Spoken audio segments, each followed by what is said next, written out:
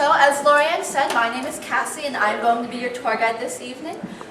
In just a moment, we're going to be filing into the back of the theater. Make sure you get your ticket checked by Bruce here, and we're going to be sitting in the very back row seats.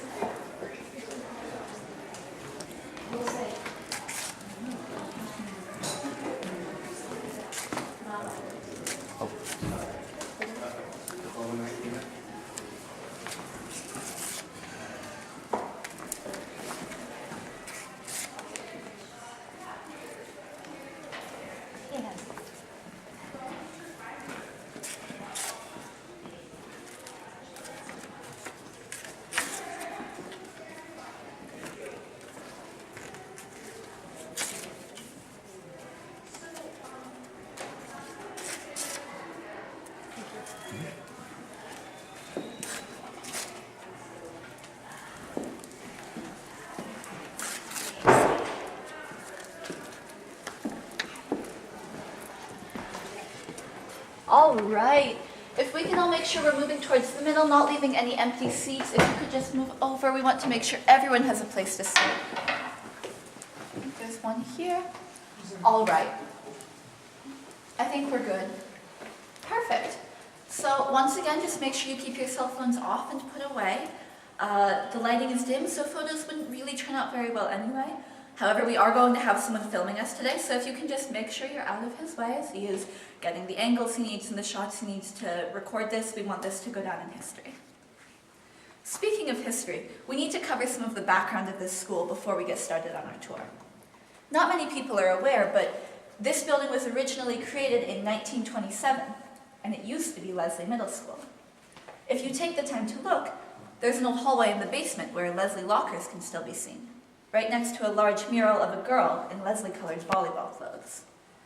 That same hallway leads to a place that we theater students affectionately refer to as hell.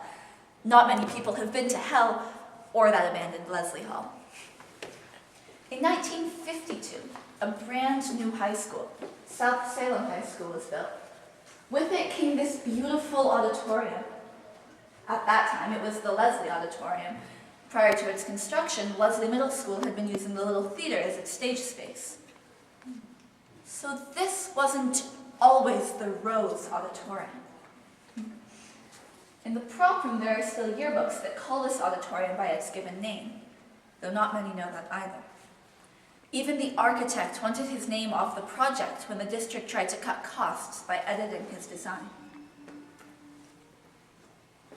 Then it was 1992. Did you see that plaque on your way in? It was put up to commemorate the blue chairs. Not many people are aware, but that was the same year the balcony safety rail was added. There's a reason that's not commemorated, though not for the same reason that we forget the old Leslie Hall or the title of the Leslie Auditorium. In the Leslie Auditorium, in 1992, a student named Rose died. Not many people remember, at least not openly, what even happened to her. Ask the administration tomorrow, they'll deny it. But that's what's strange about Rose. After she died, she was buried, the blue seats were replaced, the balcony safety rail was added, and people tried to forget about her. But we've never been able to forget her in this auditorium, like we have the old Leslie Hall. We renamed the auditorium after her, and we tried to forget. But Rose doesn't want to be forgotten, and she likes to visit us from time to time, just to make sure we will never forget. Tonight, we're going to try to remember. Everybody has choices they have to make. It's life, and sometimes we make the wrong choices. We can't change the past. We have to live with whatever decisions we have already made. Some of us know that fact of life all too well. Like her. I left the house early that morning. I had big news, and I knew if I saw my husband, I'd tell him before dinner. I was in charge of our church's charity event. So when I got to church, I was immediately on the job. At lunch, I called him, but he didn't answer. I didn't think it meant anything. He probably was just busy. That day, Rose was supposed to be at a friend's house. She was supposed to sleep over. When I got home, I set the table for the two of us, lit a candle, and waited for my husband to get home. When we got home, I hugged him, but he didn't hug me back. He couldn't meet my eyes. Didn't kiss me hello. Wouldn't speak. We ate in silence. He didn't hold my hand at the table. He couldn't even look at me. I think he was fired. I thought my news would cheer him up. Oh, I knew something was wrong, but I had no reason to think anything was the matter with Rose. I didn't want to push him, so I didn't ask. Eventually, I cleared our plates, brought out dessert, and sat back down again. I looked up at him. Old man had news. He said he did too. And when I asked, he nodded. We counted to 3. 1, 2, 3. I'm afraid. Yes.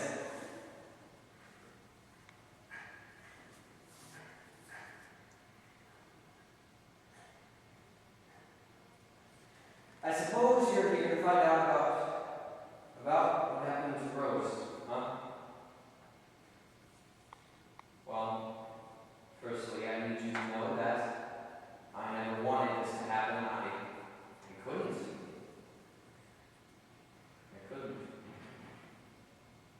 Rose's mother was busy that day, so I decided I would bring her to work with me.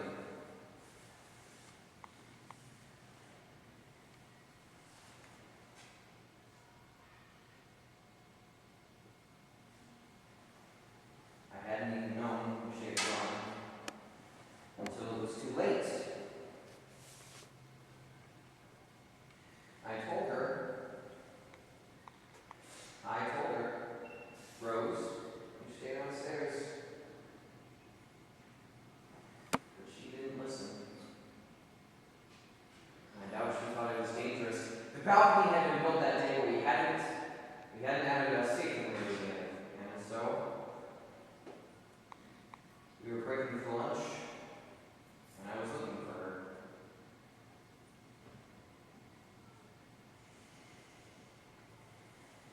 No one was up there when it happened, so nobody saw it. Even I didn't see it. But I heard the edge! The balcony crumble.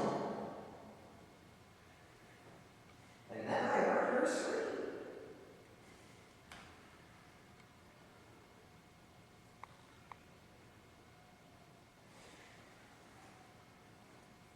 By the time I got to her, it was too late. The fall had killed her. The fall had killed her.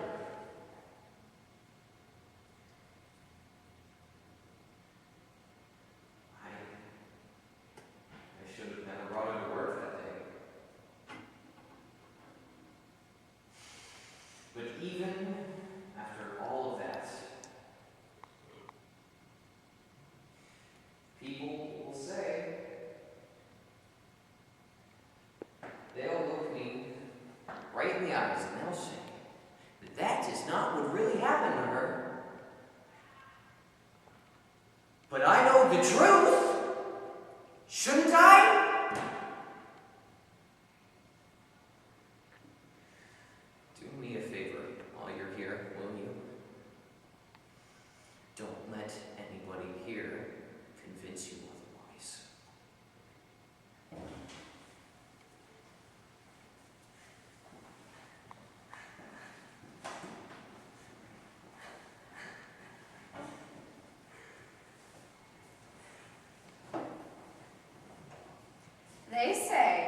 that she died in the 50s, and that she still haunts our theater. But I never believed in ghosts. Come on. Never have, never did. That is, until the day my light went out. It happened last year. I was on stage, it was opening night, and I, yours truly, was the star of the show. I stepped out on stage and the music swelled behind me. I saw the light in the booth flicker out. The sound techs had forgotten to turn it off pre-show. I started to speak, the words flowing out of my mouth as though I'd never spoken before. My special light turned on. It was one of the big ones without a lens. I was so in the moment, so completely my character that I hadn't noticed when my light began to flicker. In fact, it must have been 10 seconds or so before I realized. I looked up at the balcony and I tried not to break, but then my light went off. I turned completely broken out of character to look, but there was no one there. I had no idea what was going on. And then my light flickered on and started to pulse, bursting and sending shards of glass skittering across the stage. I looked up at the fly system, and there, hovering above one of the light plugins, was the face of a little girl. Rose.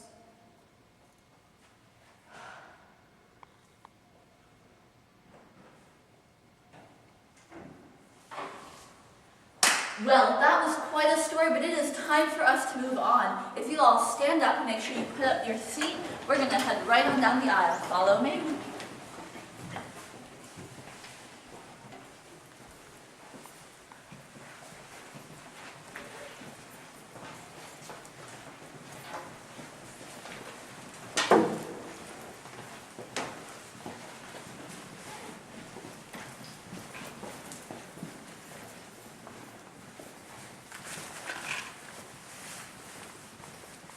Here's the thing. We don't know a whole lot about Rose's family because we aren't completely sure who she was to begin with. Many people have claimed to have known her, to have been related to her, but it's hard to distinguish between those who actually grew up with her and the people who are just trying to get attention. Whether or not that was actually Rose's father and mother, we will never know for certain. All the same, it might be smart to listen to what they had to say. Watch your step on the way up. Come on.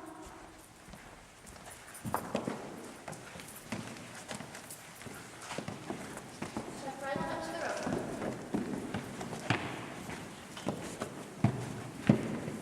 Right up to the road, and remember, as we move into our smaller spaces, we would love to have our shorter people in the front and our taller people in the back.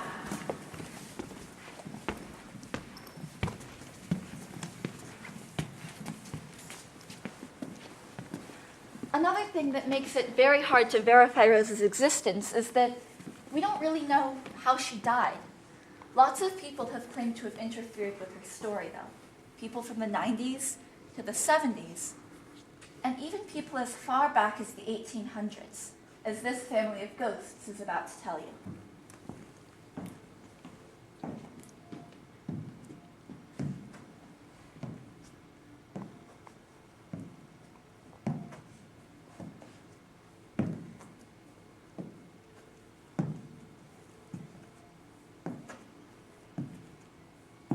I never did like the open roads. Too many things can happen. Too many things can well go wrong. Why did I get in that wagon? I knew that something was going to happen. It was something in the sky. It was an omen. But I never wanted this to happen. I never would. She was my daughter. I loved her. Did I? Didn't I? I don't...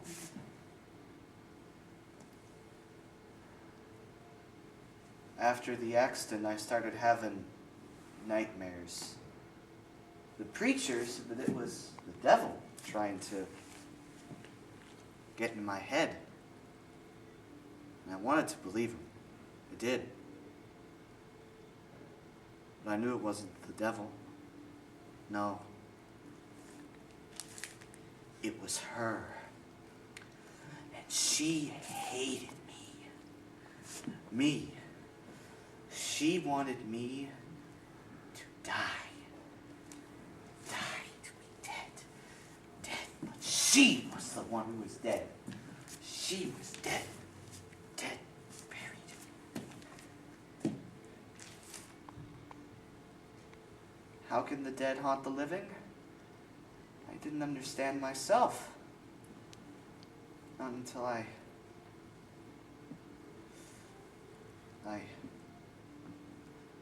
never wanted this to happen. Daisy and I had known each other since we were kids. We did everything together. We played, we laughed, we cried, everything. Our parents thought we were adorable and cute as children. And for the longest time, that's all there was between us. A cute relationship. As we grew older, however, it became more evident to the both of us that we appreciated each other as more than just friends. We found that we completed each other. She was precious to me. We knew the stigma. We knew they would never accept us, even hate us. I never learned how they found out. But afterwards, they made sure to keep us as far apart as possible. I didn't see her much after that. Not for lack of trying. Of course, it became hard for them to try and separate us from the call for the trail to Oregon was answered by nearly everyone in our town. There was a lot of shouting along the way. From Daisy and her family, that is. The day the wagon slipped, the ground was muddy because of the rain the night before. One wagon had crashed that morning, so it wasn't a surprise when it happened again. Still, no one could have known she was there when the wagon tipped. Nobody knew you suffered before you died. So please, tell me, why won't you let me sleep? Well, I want you all to understand I didn't want to cause Rose's death. Well, not originally. She just wouldn't stop talking to me. That's the problem with the living. The few of you that are privileged enough to see us decide that it would be great to try and talk to us. You never consider that I just want to be left alone. I've been around longer than you can tell just by looking at me. Well, if you're ever lucky enough to see me. And unlike most of my kind, I make an effort to make sure you never know I'm there. It's nothing I have against the living. I just want to be left alone. And you can imagine how I felt when she started talking to me. And on top of that, she wanted to be my friend. Well, after a while, I became interested in her. Interested in her life, the ones she knew and loved, her second family. And I became jealous. Filled with the kind of rage you wouldn't understand. I don't feel regret for what I did. I lost grasp of that concept after being dead for more than a century. But I still felt something. Not pain, not sorrow, but something. Make no mistake, I don't consider myself some vengeful ghost, some puppeteer of spirits. I'm just a girl. Well, maybe an odd, pathetic excuse for a girl, but still a girl. A ghost. My name was Daisy Smith. I like to tell what shape the clouds were. I like to draw the hills and get their colors just right. And I remember I used to know how to love too.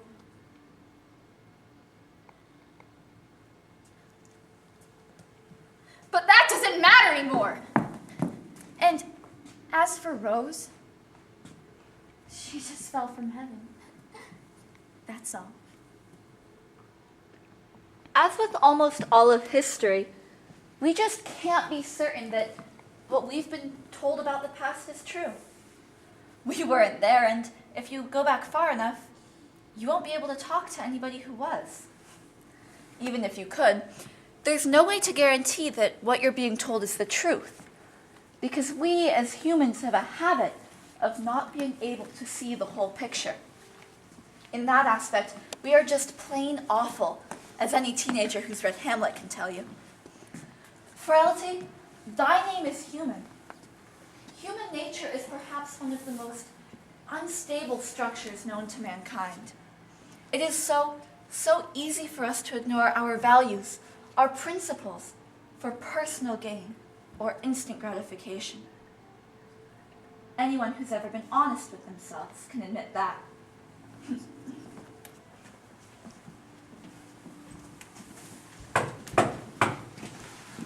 Step inside the box. I know, right? They're just absolutely idiots. What do you guys mean? They just All the way up, ruined our outfit. into the box. They It's for look you to stand in, idiots not to stand and out of. so out of the century. I think they look fine. The costumers worked really hard on those, you guys. Well, you know, it takes a lot of hard work to make a 4-foot tutu. I like to see you pull that off. Christy, how many inches did you want cut off this 2x4? 2 inches, please. Wait, what's it for, Christy? For that stupid platform we're building. What else would it be for? We've been working on that platform for way too long. I know, right?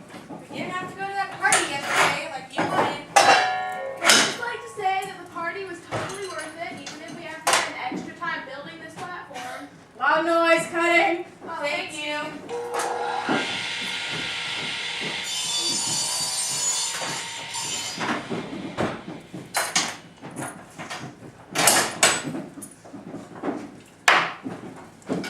Here you go. Thank you, Steve. Yep.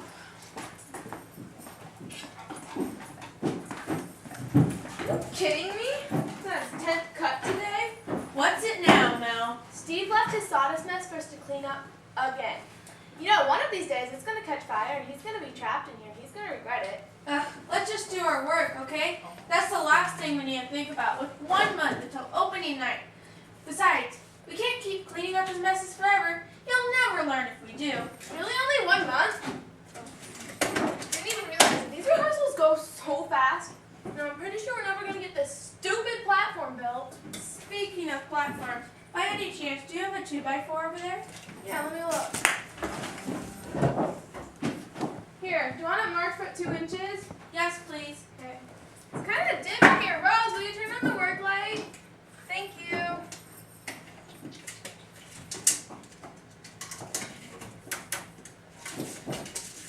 Here, Christy. What is it? Christy, Rose! Oh my God, you can't get down here! I can't do it! Rose! Christy, get down here!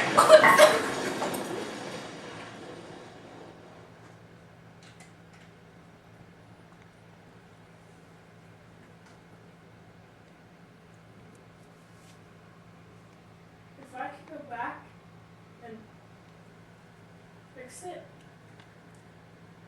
I would.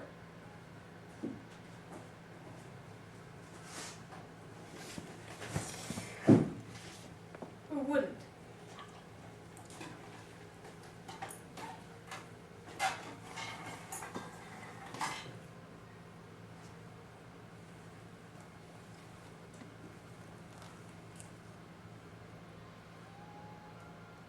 Is there anyone out there in my situation who wouldn't bring them back?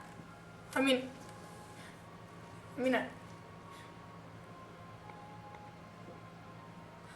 I killed them.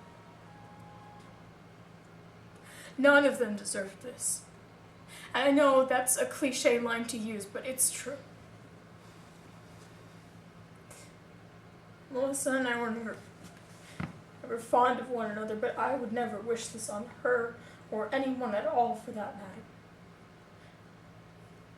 And Christie's was my best friend. The person that I needed most to get through what I'd done, but I did it to her. I killed her.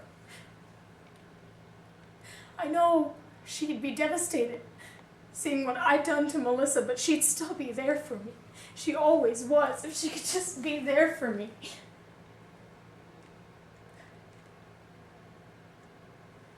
And Rose, she was... If I could just...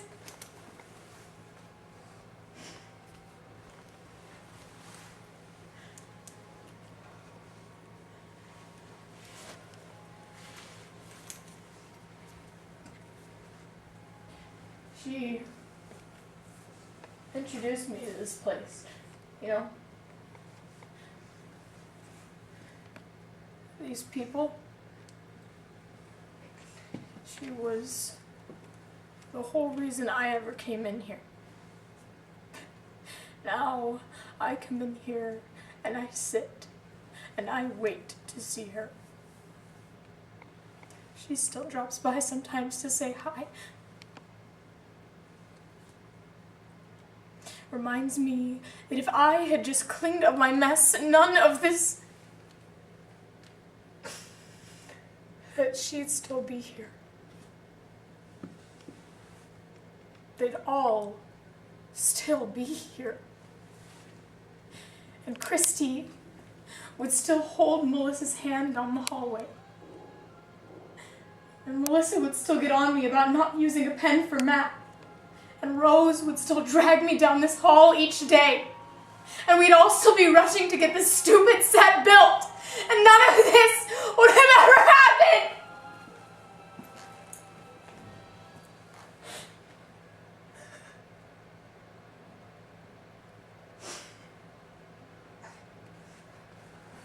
I thought I was going insane. The first time she yelled at me, I thought it was hallucinating or something, but no. She's still here to torment me. And she's not going anywhere either. As if me constantly reminding myself that I killed them wasn't enough, Rose reminding me would be. If me lying alone in my room at night with no friends, and this burning image in my mind of how it could have been if I wasn't so inconsiderate, wasn't going to eat me alive, Rose would. You think I'd stop coming back? Stop the torture, stop the insanity, stop the irreparable damage. But if I can't go back and fix it, bring them back, at least she's here. At least I still see Rose.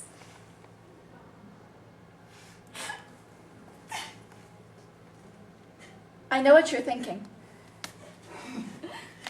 How hard is it to clean up a pile of sawdust? Well, I guess Steve thought it was very hard indeed. I'm sure now he'd clean up just about anything you ask. If only it could bring them back. I'm sure that he regrets what he did. Doesn't he? Have you ever done something you regret? Don't answer. Just think about it. And follow me.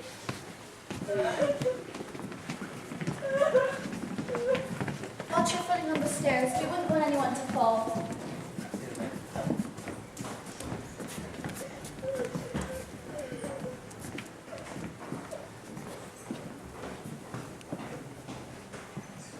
Look, I know it's hard. We as human beings are a social species. We've existed as a race for so long, in part because of our ability to get along, work together, and communicate. Some would say that our ability to interact gives life a purpose. So what would happen if we cut off someone's contact with the outside world? Imagine the pain, the loneliness, driving the individual to pure insanity. It's not a pretty picture, is it?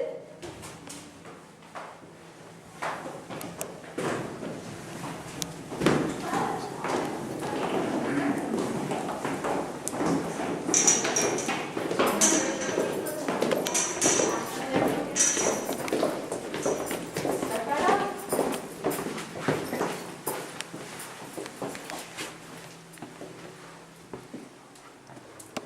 Lovely.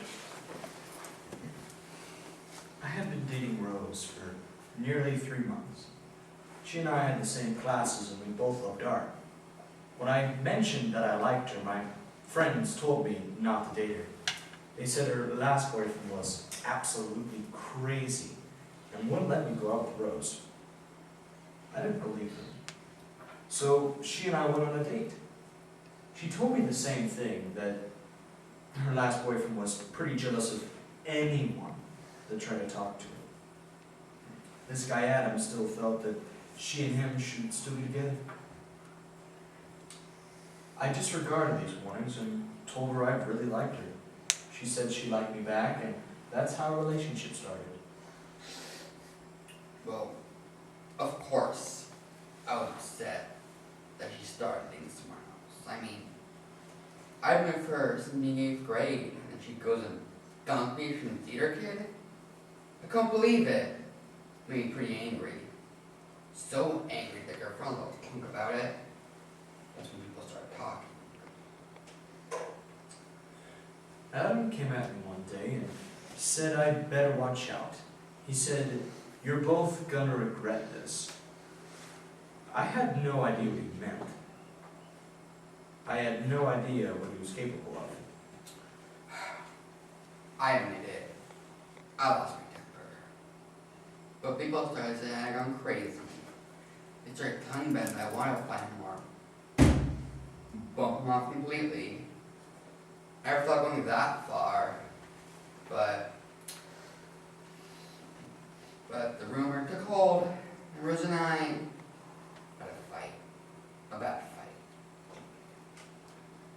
Rose wanted to talk to him, try to calm him down.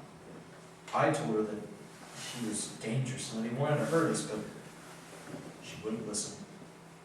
She was going to wait until after school got out, but I confronted her on the last week and, well,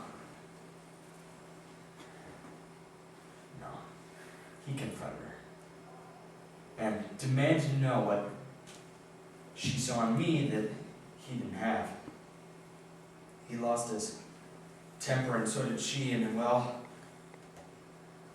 that's what I think set him over the edge. She screamed at me in front of everyone, called me jealous, stupid, insane. I was furious. Will you be? She insulted me for all to hear, and everyone support her for it. So yeah, I was pretty mad. Some say I was mad at everybody. Rose never left the building on the last day of school. I searched for her without a second of sleep for nearly a week and a half. I refused to accept that she was gone. My gut told me that Adam had something to do with it. But when we found her down in this room, I knew he had done it. He may not have been the one to lock the door, but I am convinced that he arranged the door to be locked. They never found any evidence to convict me. Now could they? I didn't know she was down here until everyone else found out. I didn't even know if Peter had a makeup room. And they certainly didn't know I was down here. But if I did, I would have stopped them.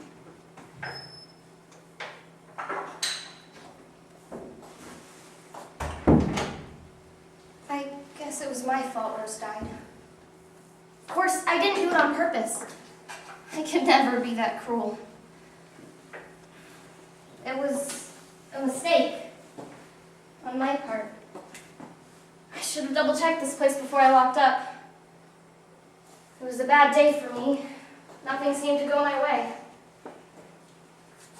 She and I were cleaning up and putting things away. We were the last to go during the final cleanup of the year. We were put in charge of locking everything up before the summer. I was given the keys and she was going around checking for things I missed.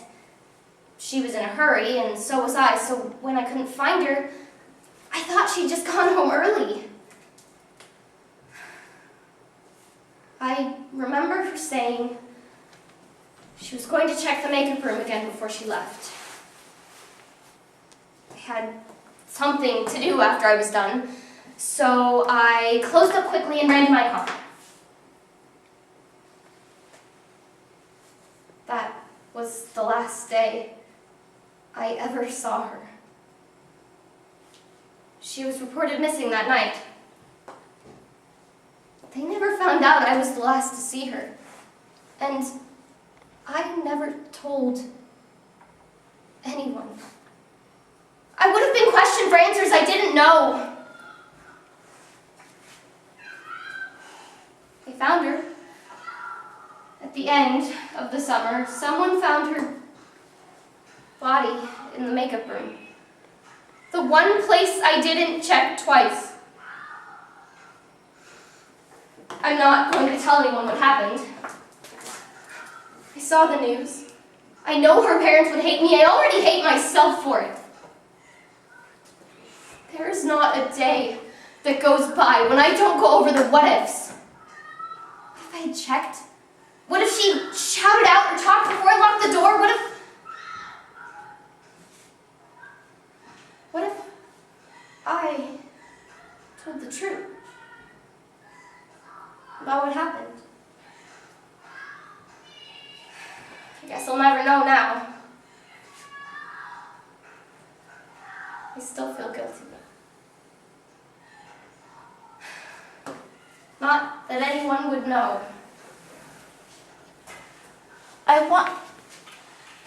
She's dead anyway. I want you all to take a careful look at this. The janitors in this high school are remarkably underappreciated, and many people will testify to that. As for this janitor, let's just listen to her story.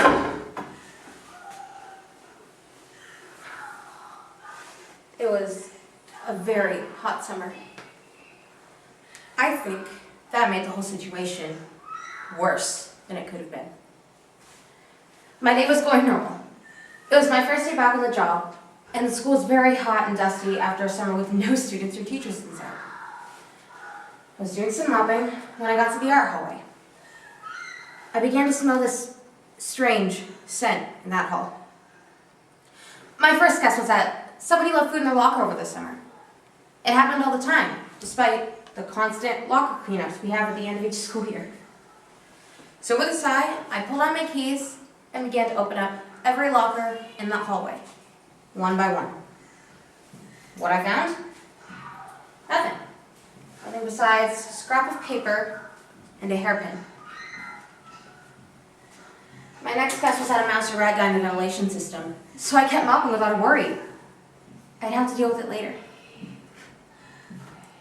I began cleaning the floors outside the theater. The smell was worse out there.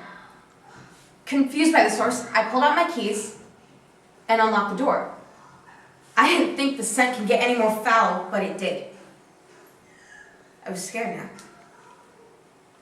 I turned on the lights and looked around. Nothing. I decided to check under the theater. My heart was racing by this point. I had no clue what to expect. I think it's safe to say I was absolutely terrified out of my mind.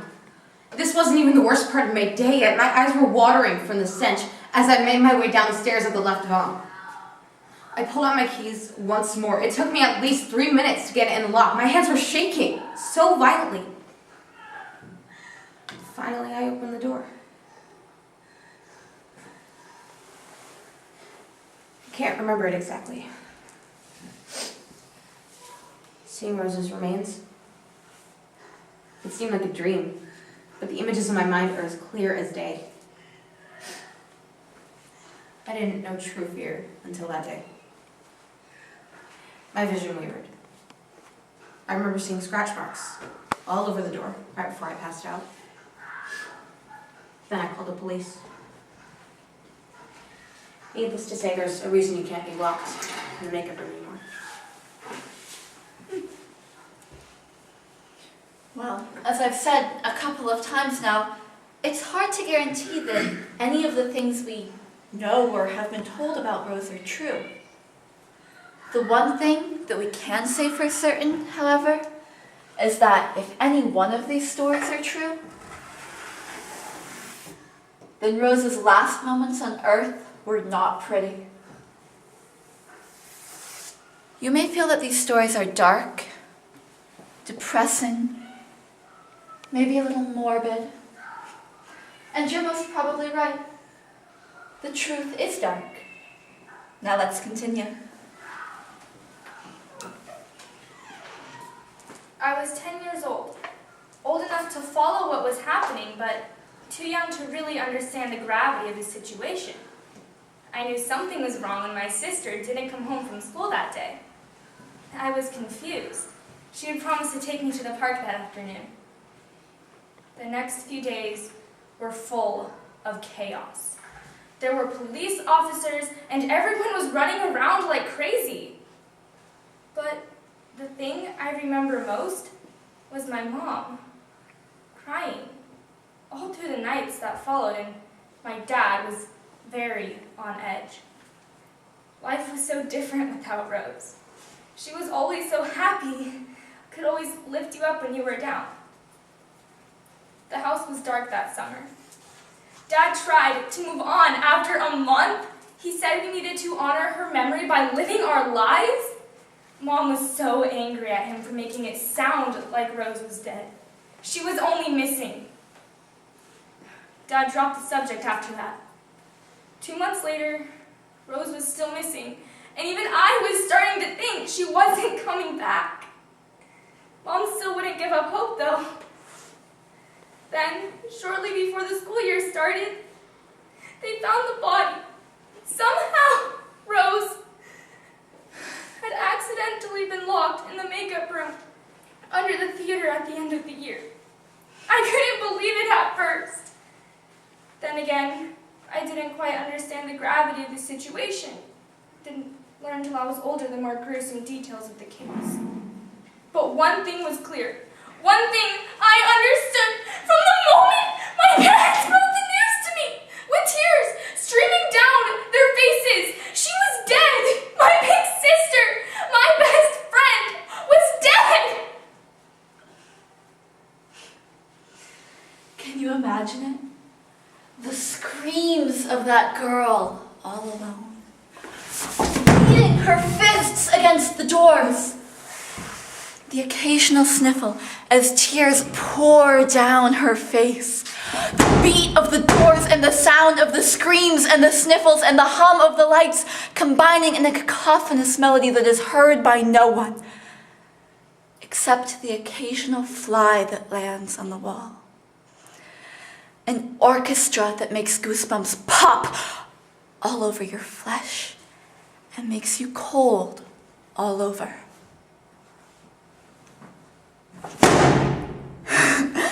What a rush. What are you all waiting for?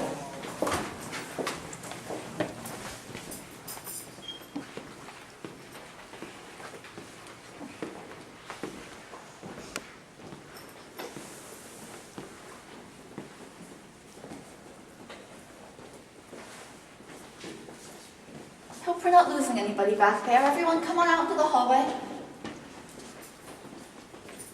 Is that everyone? Were you the last one out? Yes.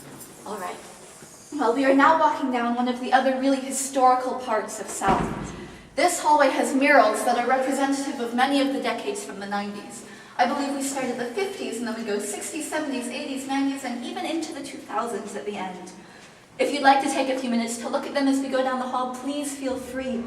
They were painted by students and designed by students, and they're really quite remarkable.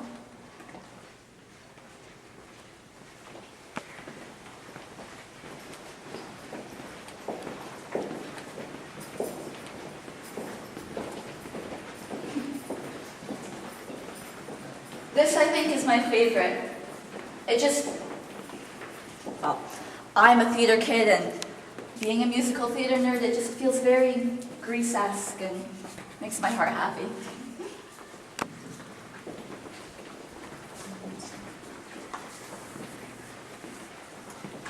This actually has a really interesting story. Can you guess what this used to be? What about you? Anybody? It's a record player. A record. Right?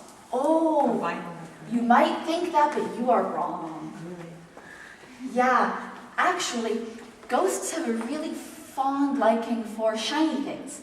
And this used to be a disco ball. Originally, it was covered in little bits of mirror and bits of glass.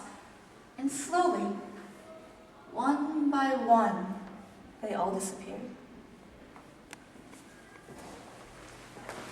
We're now going to be taking you to the balcony to hear a story about a place that the theater students have affectionately dubbed heaven. The elevator is rather small, and for safety reasons, we can only have half of you in there at a time. So he gets a first spot, and half of the group can follow me.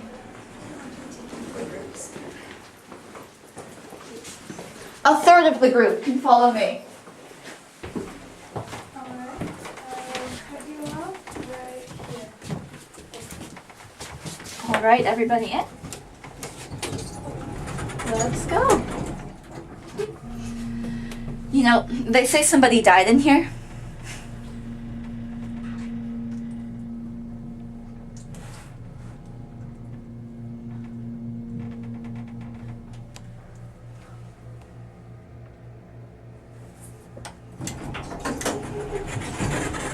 Listen, it's very important that you do not cross the brown line on the floor. Stay right here while I go back for everybody else. Understand? Uh-huh. If you need to switch batteries.